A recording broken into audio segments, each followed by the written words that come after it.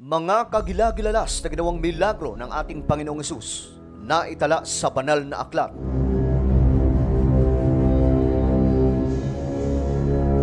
Susuriin natin mga sangkay kung papaano ito nangyari, papaano kumilos ang kapangyarihan ng Diyos nung ang Panginoong Hesus ay nagsalita.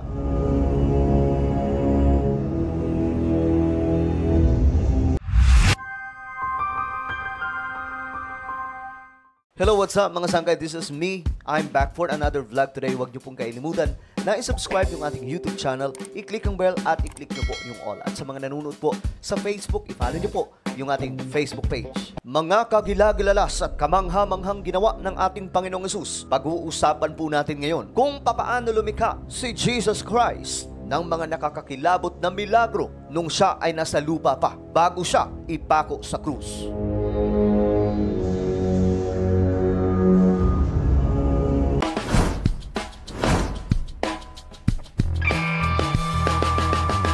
Ang milagro ng ating Panginoong Diyos, mga sangkay, ay isang extraordinary o matatawag na unnatural event na nai-reveal, mga sangkay. Nakakamangha, pero mga sangkay, ito talaga ay nangyari. At magpahanggang ngayon, nagaganap po, mga sangkay, itong mga kamangha-manghang mga bagay na tanging Diyos lamang po ang nakakagawa. Noong si Jesus Christ ay nagkatawang tao sa mundong ibabaw para iligtas ang Hudyo at ang buong mundo sa loob ng mahigit 30 years old na siya ay nasa lupa, mga sangkay, ang ating Panginoong Hesus ay gumawa ng mga nakakakilabot na mga bagay. Hindi kapanipaniwala, subalit nangyari. Mga milagrong naganap, mga sangkay, noong panahon niya. Ang ating dakilang Diyos na nagkatawang tao sa pamamagitan po ni Hesus ay isinilang sa panahon ng Herodian Kingdom, Roman Empire, at nagtapos ang kanyang misyon, mga sangkay, nung siya ay ipako sa krus at muling nabuhay sa panahon pa rin ng Roman Empire.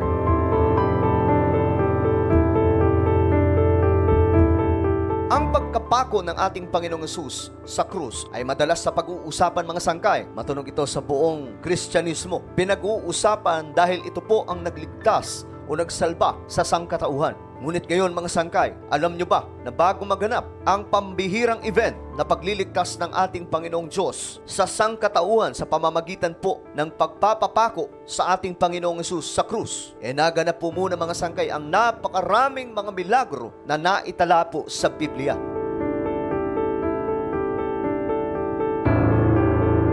Ang ating Panginoong Hesus, mga sangkay, ay nag-perform ng mga matitinding himala. May mga naisulat sa Biblia, mga sangkay, na listahan tungkol po sa mga matitinding ginawa ng ating Panginoong Hesus na milagro. Subalit, mas marami din po, mga sangkay, ang hindi na po naisulat o nai-record na mga milagrong ginawa ng ating Panginoong Hesus. Subalit ngayon, pag-uusapan po natin, mga sangkay, ano-ano nga ba ang mga milagrong ginawa ng ating Panginoong Hesus bago po siya ipako doon sa krus. Isa sa mga matunog, mga sangkay, na milagrong ginawa ng ating Panginoong Hesus ay nung pagalingin niya ang isang taong may sakit na ketong. Ayon po sa Biblia, mga sangkay, sa Mark chapter 1, may isang tao daw na may ketong ang lumapit kay Hesus. Ang taong ito ay lumuhod at nagmakaawa. At ayon sa kanya, kung nais po ninyo, ako'y inyong mapapagaling at magagawang malinis. Nahabag o naawa ang ating Panginoong Hesus sa ketongin. Kaya tinawakan niya ito at sinabi, "Oo, nais ko, gumaling ka." Noon din, mga sangkay, nawala ang ketong ng lalaki at siya'y naging malinis. Agad naman po siyang sinabihan ng ating Panginoong Hesus na huwag ito ipagsabi kahit kanino man. Ngunit, mga sangkay, hindi pa rin po napigilan ang bibig ng taong pinagaling at ito ay ipinamalita sa maraming mga tao.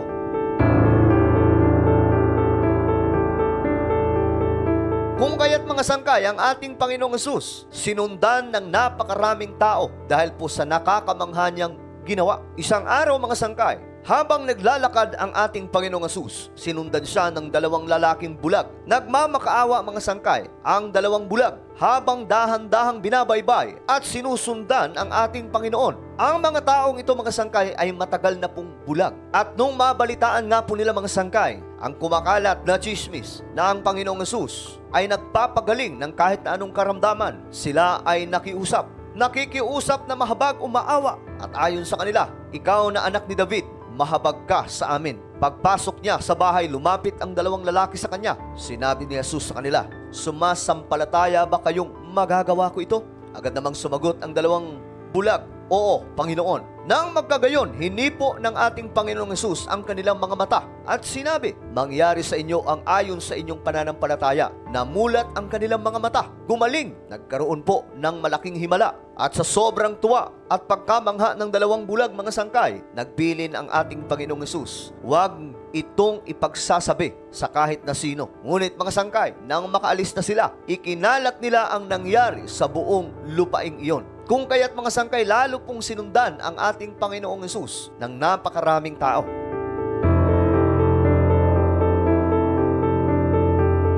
Isang araw mga sangkay, sumakay ang ating Panginoong Hesus sa isang bangka. Tumawid siya sa ibayo at dumating sa kanyang sariling lungsod. Sa pagkakataong iyon mga sangkay, may dinalang isang lalaking paralyzed o isang paralitiko. Taong hindi na po maigalaw ang kanyang katawan at nakahiga na lamang. Nang makita ni Jesus ang kanyang pananampalataya, sinabi niya sa paralitiko o paralyzed na tao, anak, lakasan mo ang iyong loob. Pinatawad na ang lahat mong kasalanan. Narito, may ilan sa mga guro ng kautusan ang nagsabi sa kanilang sarili, namumusong ang taong ito. Si Jesus na nakakaalam ng kanilang mga iniisip ay nagsabi, bakit kayo nag-iisip ng masama sa inyong mga puso? Ito ay sapagkat alin ba ang higit na madali? Ang sabihin, ang kasalanan mo ay pinatawad na, o ang sabihin, bumangon ka at lumakad? Ginawa ko ito upang inyong malaman na ako, ang anak ng tao, ay may kapamahalaang magpatawad ng mga kasalanan dito sa lupa. At sasabihin ko sa kanya, bumangon ka, buhatin mo ang iyong higaan, umuwi ka na sa bahay ninyo. Siya ay agad na bumangon at umalis pauwi sa bahay niya. Nang makita ito mga sangkay ng napakaraming mga tao, sila po ay namangha. Hindi sila makapaniwala sa ginawa ng ating Panginoong Hesus. Niluwalhati nila ang Diyos.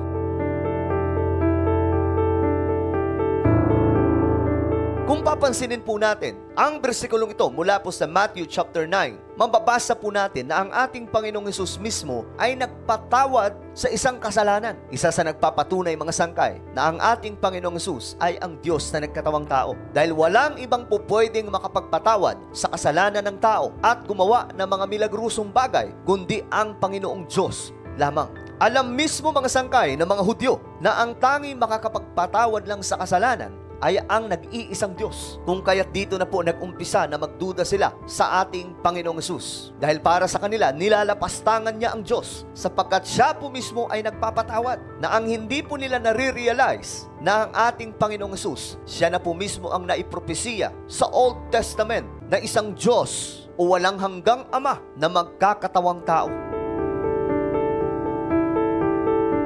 Isa pa mga sangkay sa nakasaad sa Biblia o naisulat na milagro na ginawa ng ating Panginoon ay ang pagpapalayas ng demonyo na sumapi sa isang lalaki. Ayon sa Book of Luke chapter 4, mula roon si Jesus ay nagpunta sa Capernaum sa Galilea at nagturo sa mga tao ng araw ng pamamahinga. Namangha sila sa kanyang pagtuturo sapagkat may kapangyarihan ang kanyang pananalita. May isang lalaki noon sa sinagoga na sinasapian ng masamang espiritu. Sumigaw ito ng malakas, ano ang pakialam mo sa amin, Jesus, na taga Nazareth? Naparito ka ba upang puksain kami? Kilala kita, ikaw ang banal na mula sa Diyos. Subalit sinaway siya ni Jesus. Tumahimik ka, lumabas ka sa taong iyan. At nang mailugmok ang lalaki sa kanilang kalagitnaan, lumabas ang demonyo sa kanya nang hindi siya sinasaktan. Pinalayas ng ating Panginoong Hesus ang demonyo sa pamamagitan lamang po ng kanyang salita. Patunay na siya ay Diyos dahil ang demonyo mga sangkay sumusunod lamang sa ating Panginoong Diyos. Hindi sa mga propeta, hindi sa kahit na sino. Ganyan kamakapangyarihan ng ating Panginoong Hesus.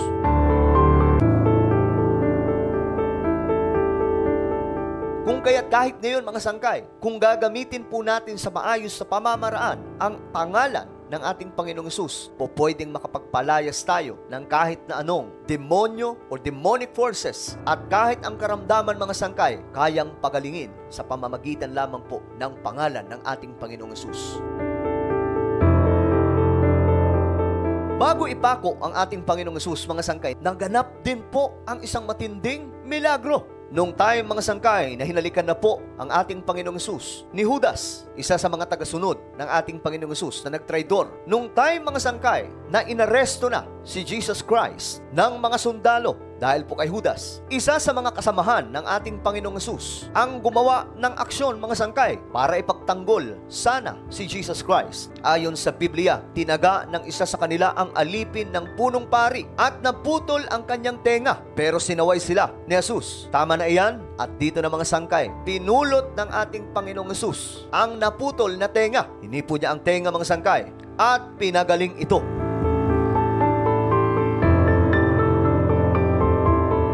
Ilan lamang po yan sa napakaraming milagro ng ating Panginoong Hesus bago po siya ipako. Ngunit ang pinakamatinding milagrong ginawa ng ating Panginoong Hesus ay nung ipinako po siya sa krus. Ang dugo niya mga sangkay ang naghugas ng kasalanan sa sangkatauhan. Ayon sa Romans chapter 5 verse 9, yamang sa pamamagitan ng kanyang dugo, tayo ngayon ay napawalang sala, lalong tiyak na maliligtas tayo sa puot ng Diyos. Naging matagumpay ang plano ng ating Panginoong Diyos na iligtas ang sangkatauhan sa pamamagitan po ng dugo ng isang perpeto na walang iba kundi ang ating Panginoong Hesus. At mas lalong naging matagumpay nung ang ating Panginoong Hesus ay nabuhay pagkatapos po ng 3 araw bago siya bumalik sa kanyang kaharian. At ngayon mga sangkay, ang isang napakalaking milagro na ginawa ng ating Panginoong Hesus doon sa krus ay tinatamasa ng sangkatauhan. Nagkaroon ng kaligtasan ang bawat isa at ang kailangan na lamang pong gawin ng isang tao ay lumapit at maglingkod sa ating Panginoong Hesus.